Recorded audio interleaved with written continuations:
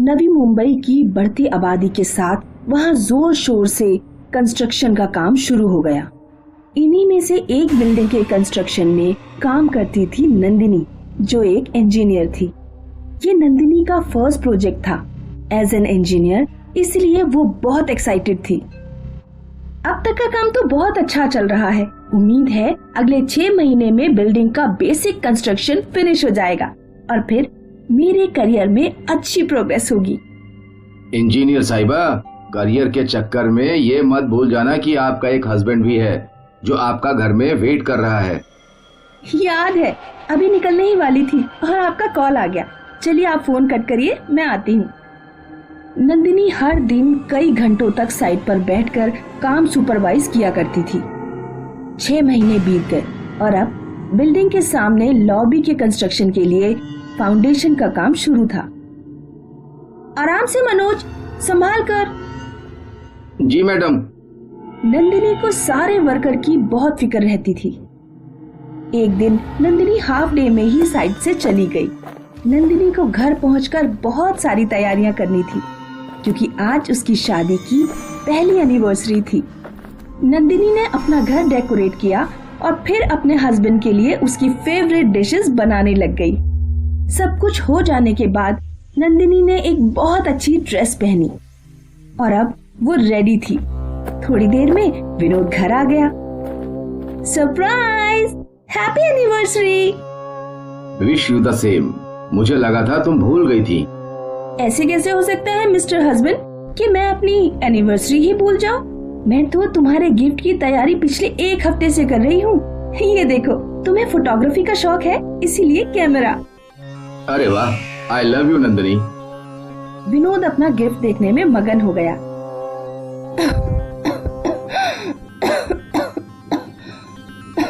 और मेरा गिफ्ट भूल गए क्या? विनोद ने नंदिनी को डायमंड नेकलेस गिफ्ट किया, जो देखकर नंदिनी बहुत खुश थी। वो लोग आपस में बात कर ही रहे थे कि अचानक नंदिनी का फोन बजा। 1 मिनट विनोद, साइड से फोन है। हेलो, हाँ मुकेश बोलो। क्या? कैसे? सुबह तक तो सब ठीक था। ठीक है, मैं आ रही हूँ। तुम अभी जाओगी? साइट पे एक प्रॉब्लम हो गई है, अर्जेंट जाना पड़ेगा। मैं 2 घंटे में आ जाऊंगी, तब तक तुम फ्रेश हो जाओ प्लीज। ठीक है, पर जल्दी आना। नंदिनी अपने घर से साइट के लिए निकली। वो कंस्ट्रक्शन साइट पर पहुंची और वहाँ के सुपरवाइजर ने नंदिनी को प्रॉब्लम बताई। पर टेरेस का काम तो 1 महीने पहले ही हुआ था। अचानक वहाँ की वॉल में क्रैक कैसे आ सकता है? यही नहीं समझ आ रहा मैडम, आप चलकर खुद देख लीजिए। ठीक है, चलो देखते हैं। नंदिनी सुपरवाइजर के साथ ऊपर गई और वहाँ दीवार पर आई हुई क्रैक देखने लगी। मैडम, अगर इस वॉल पे और लोड आया तो पूरी बिल्डिंग की वॉल में क्रैक आ जाएगा, पर ये क्रैक क्यों आया ये पता नहीं चल रहा है। नंदिनी सुपरवाइजर की ओर मुड़ी और अचानक उसका पैर फिसला और उसका बैलेंस बिगड़ गया।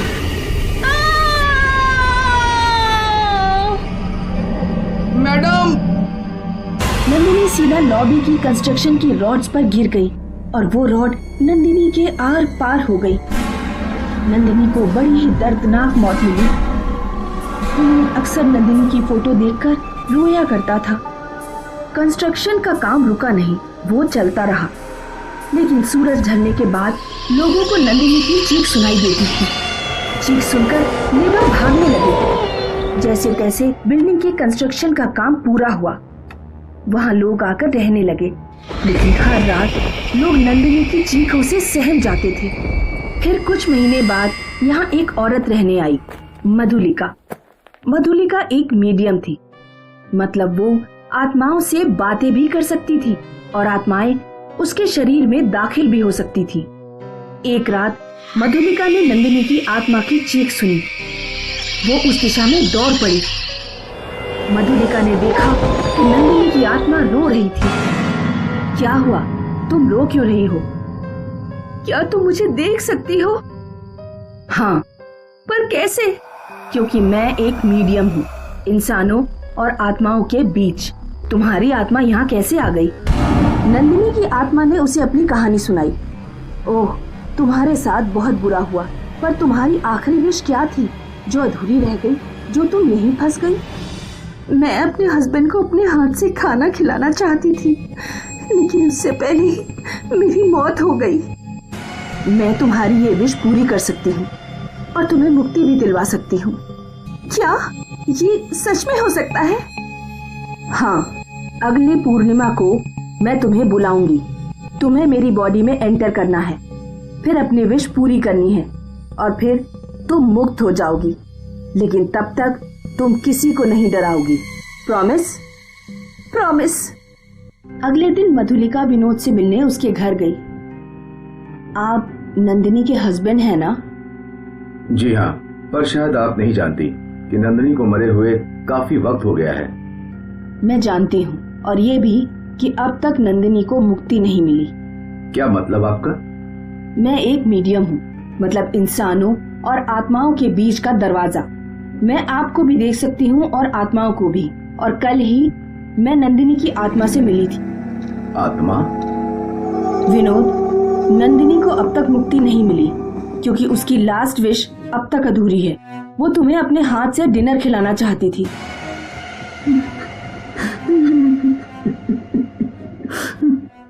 जब तक उसकी लास्ट विश पूरी नहीं होगी, उसकी आत्मा भटकती ही रहेगी। लेकिन अब ये कैसे पॉसिबल है? पॉसिबल है, शायद इसीलिए मुझे उस बिल्डिंग में लाया गया। मैं एक मीडियम हूँ। कोई भी आत्मा मेरे बुलाने से मेरी बॉडी में आ सकती है और अगली पूर्णिमा को नंदिनी की आत्मा मेरे शरीर में होगी। तब वो तुम्हें खाना खिलाएगी, शायद रोएगी भी, पर इससे उसे मुक्ति मिल जाएगी। इसीलिए आपको अगली पूर्णिमा की रात मेरे घर आना होगा। मैं जरूर आऊंगा। विनोद को सहानुभूति देकर मधुलिका वहाँ से चली गई। पूर्णिमा का दिन आया और मधुलिका ने सुबह से तैयारियां शुरू कर दी। उसने जमीन पर पेंटागन बनाया, अलग अलग पत्थर रखे और शाम से ही मेडिटेशन में बैठ गई। लगभग 7 बजे उसके घर की डोरबेल बजी और विनोद आ गया। अब जैसे ही मेरा मेडिटेशन खत्म होगा, मैं नंदिनी को बुलाऊंगी। फिर इस रूम की लाइट्स बंद हो जाएंगी और हवा तेज हो जाएगी और तब नंदिनी मेरी बॉडी में प्रवेश कर चुकी होगी। ये खाना मैंने बनाकर रखा है। नंदिनी आपको ये खिलाएगी और देन बेहोश हो जाएगी। बस उसे मुक्ति मिल जाएगी। उसे कोई तकलीफ तो नहीं होगी ना? नहीं। ठीक है। और फिर मधुलिका मेडिटेशन करने लगी। कुछ देर बाद, नंदिनी, नंदिनी, तुम्हारा विनोद आ गया है। बस इतना बोलते ही हवाएं तेज हो गई। कमरे की लाइट्स बंद चालू होने लगी और अब जब मधुलिका ने आंखें खोली तो विनोद, विनोद, मैं तुम्हारी नंदिनी हूँ।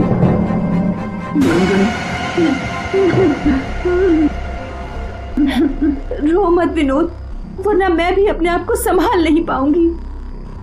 बहुत देर तक दोनों एक दूसरे को देखकर रोते रहे। नंदिनी, तुम्हारी आखिरी विश। और विनोद ने नंदिनी के सामने प्लेट रख दी। नंदिनी ने रोते हुए एक रोटी का पीस तोड़ा और सब्जी में डुबोकर विनोद को खिला दिया। विनोद रोता हुआ खाना खा रहा था। नंदिनी उसे खिलाती गई और वो खाता गया। अब मेरे जाने का समय हो गया है। नंदिनी, नंदिनी, नंदिनी। और फिर नंदिनी बेहोश हो गई। विनोद कुछ देर तक रोता रहा और फिर उसने मधुलिका के चेहरे पर पानी मारा। आप ठीक हैं? जी हाँ, अब नंदिनी को मुक्ति मिल गई। अब उसकी चीख कभी किसी को सुनाई नहीं देगी।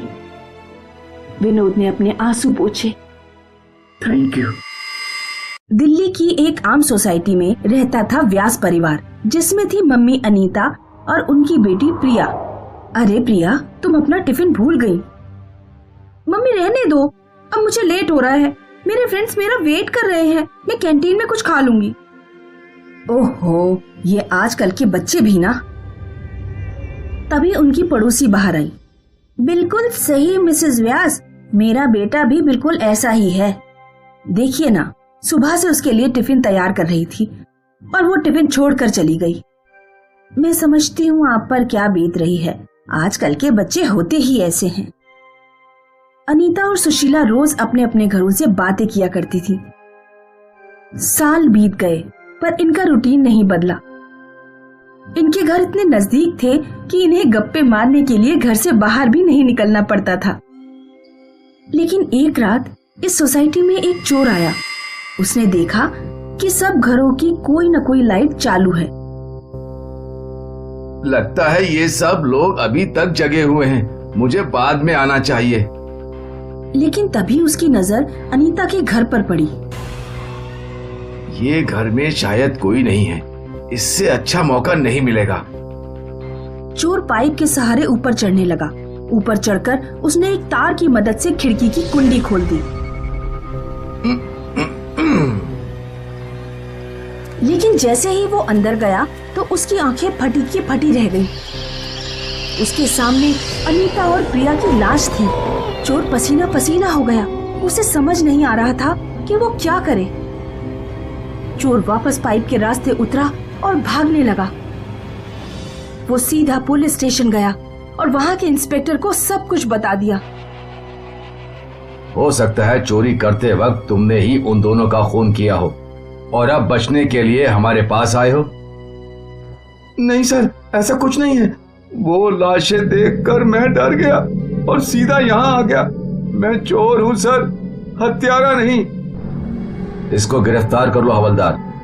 चोर को जेल में बंद करके इंस्पेक्टर और हवलदार अनीता के घर के लिए निकले। इंस्पेक्टर ने अपना पंचनामा शुरू कर दिया। अगले दिन इंस्पेक्टर फॉरेंसिक एक्सपर्ट से मिलने गए। सर, इन दोनों की मौत को 3 महीने हो गए हैं। व्हाट? ये लोग 3 महीने से मरी हुई हैं और लाश से कोई बदबू भी नहीं आ रही? यही तो मुझे भी समझ में नहीं आ रहा है सर। अब तक तो लाश का डीकंपोज होना स्टार्ट हो जाना चाहिए था। और मरने की वजह? चाकू से। प्रिया को किसी और ने चाकू मारा है और अनीता ने अपने आप को। ऐसा भी तो हो सकता है कि अनीता ने प्रिया को मारने के बाद खुद को मार लिया। हाँ, इसके चांसेस बहुत ज्यादा हैं। ठीक है सर। यहाँ से निकलकर इंस्पेक्टर सुशीला के घर पहुंचे। सर, उन दोनों को किसने मारा? यही तो पता करना है। खैर ये बताइए, 3 महीने से आपका बगल वाला घर बंद है तो आप लोगों को शक नहीं हुआ? नहीं सर, कल तक तो सब ठीक था। सब ठीक था? अभी कल ही तो मेरी बात मिसेस व्यास से हुई थी। व्हाट? ये कैसे पॉसिबल है? उन दोनों को मरे हुए 3 महीने हो गए। क्या? नहीं सर, आप चाहो तो किसी से पूछ लीजिए। वो दोनों कल तक जिंदा थी। कल मैंने प्रिया को भी देखा था। ये सुनकर इंस्पेक्टर के होश उड़ गए। उसे समझ नहीं आ रहा था कि ये कैसे हो सकता है। इंस्पेक्टर ने और लोगों से पूछा तो सबका यही कहना था कि वो माँ बेटी कल तक जिंदा थी। कुछ दिन बाद इंस्पेक्टर पुलिस स्टेशन में थे, तभी सुशीला वहां आई। सर, कुछ तो गड़बड़ है। क्यों? क्या हुआ? आज भी उस घर की लाइट्स ऑन रहती हैं। रोज अगरबत्ती की खुशबू आती है। ऐसा लगता है कि कोई वहां है, पर पता नहीं कौन। लेकिन हमने तो वो घर सील किया था। सर, आप खुद ही इन्वेस्टिगेट कर लीजिए। ठीक है, आज रात मैं खुद वहां आऊंगा। सुशीला वहां से चली गई और इंस्पेक्टर असमंजस में फंस गया। उस रात इंस्पेक्टर और हवलदार अपनी जीप घर से कुछ दूरी पर लगाकर बैठे थे। सर, अब तक तो सब ठीक ही लग रहा है और वैसे भी हमने घर सील किया है। कोई कैसे घर में जा सकता है? ये केस बहुत अजीब है। मर के 3 महीने हो गए और लोगों का कहना है कि वो लोग जिंदा थे। कुछ तो गड़बड़ है संजय, हमें पता लगाना ही पड़ेगा। ठीक है सर, आप चाहो तो सो जाओ, मेरी नजर है उस घर पर। नहीं संजय, इस केस ने मेरी नींद उड़ा दी है। मुझे कहाँ नींद आएगी? तो चलिए सर, आप और मैं फोन पे स्नेक एंड लैडर का गेम खेलते हैं। ये अच्छा आइडिया है, हम जगह भी रहेंगे और एंटरटेनमेंट भी हो जाएगा। इंस्पेक्टर और हवलदार फोन पे स्नेक और लैडर का गेम खेल ही रहे थे कि अचानक अनीता के घर की लाइट्स ऑन हुई। वो देखो संजय, लाइट्स ऑन कैसे हुई? दोनों जीप से बाहर आकर खड़े हो गए और तभी अनीता अपने घर से बाहर आई। ये देखकर इंस्पेक्टर और हवलदार दोनों चकरा गए। हवलदार वहीं बेहोश हो गया। संजय, संजय, उठो संजय। भूत, भूत, सर भूत है। इंस्पेक्टर ने हवलदार को जीप में बिठाया और खुद अनीता के घर की ओर चलने लगा। इंस्पेक्टर ने दरवाजे का ताला खोला और अंदर गया। अंदर जाते ही उसे जोर जोर से झगड़ने की आवाजें सुनाई दे रही थी। मैंने कहा ना प्रिया, वो लड़का तुम्हारे लिए ठीक नहीं है। माँ, मैं उसे प्यार करती हूँ और उससे ही शादी करूंगी। क्या इसी दिन के लिए तुम्हें पाल पोस के इतना बड़ा किया था? वो मुझे नहीं मालूम। उस लड़के की 3 शादियां हो चुकी हैं और 3 तलाक भी। अब तक उसे समझने वाली कोई मिली नहीं, इसीलिए। और माँ, हम दोनों एक दूसरे के लिए ही बने हैं। वो तुम्हारे साथ भी वैसा ही करेगा जैसा उसने अपनी पहली 3 बीवियों के साथ किया था। माँ, तुम उसे नहीं जानती और वैसे भी मैं उसके बच्चे की माँ बनने वाली हूँ। हे भगवान, ये तुमने क्या कर दिया? अब मैं दुनिया को क्या मुंह दिखाऊंगी? ये समाज मुझे बोलेगा बिन बाप की लड़की को मैं अच्छे संस्कार नहीं दे पाई। माँ, आपको अब भी समाज की पड़ी है, मेरी नहीं। मुझे तुम्हारी पड़ी है और तुम्हें इस समाज में ही रहना है। इसीलिए हम कल ही अबॉर्शन करवाएंगे। मैं अबॉर्शन नहीं करवाऊंगी। तुझे कराना पड़ेगा। नहीं करवाऊंगी। प्रिया, तुझे करना पड़ेगा, वरना क्या? आप मुझे मार देंगी? हाँ।